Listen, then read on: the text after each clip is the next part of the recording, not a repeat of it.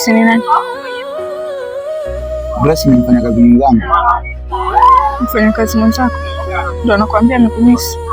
Amenimisi? Ndiyo, amekumisi. Kwamba anakushukuru kwa utamu uliompa jana, kwamba moyo wako ni mtamu. Ona nakupenda sana hata nikiwa mbali na wewe. Wenda atakuwa amekosea mimi. Samahani. Amekosea? Kusikia kuhusu wengine. Naomba unisamehe.